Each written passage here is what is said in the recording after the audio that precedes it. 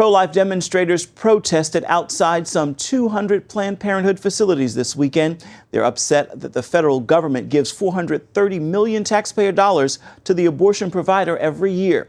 Paul Strand joined one group of protesters in our nation's capital. The plan was to gather all across America outside the abortion giants' clinics where more than a third of the nation's abortions take place. Such clinics say they're pro-choice, but protester Catherine Glenn Foster said she found the opposite was true when, as a young lady, she changed her mind about getting an abortion on the operating table. I had 4 people holding me down. One, a nurse, a staff member on each arm. The doctor aborted my child. I'm screaming. That's not choice. These protesters were agreeing with Dr. Monica Migliorino-Miller of Citizens for a Pro-Life Society that not a single cent of American tax dollars should go to an organization that kills innocent human life.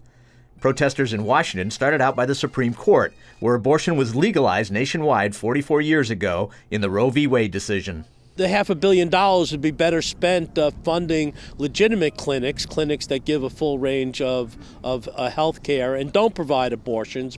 The rally moved to a brand new Planned Parenthood in a controversial location. It's really disconcerting, especially when it's stationed between 2 elementary schools and a minority neighborhood, because Planned Parenthood has a history of targeting minorities, and so it's just a slap in the face to the D.C. community. The abortion giant plays down how big of a deal abortion is to its business, but in this recent video from pro-life group Live Action, former Planned Parenthood employees revealed quotas for abortions or abortion referrals were imposed on them.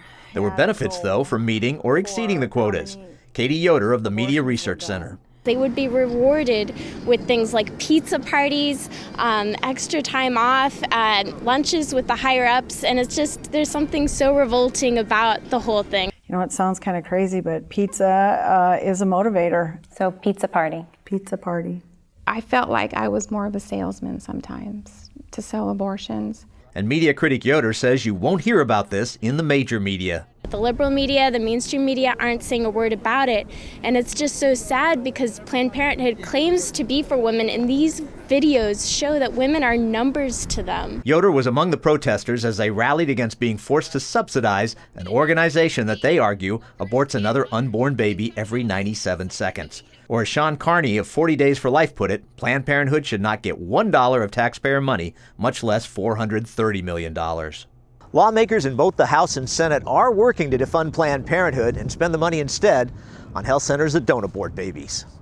Paul Strand, CBN News, Capitol Hill.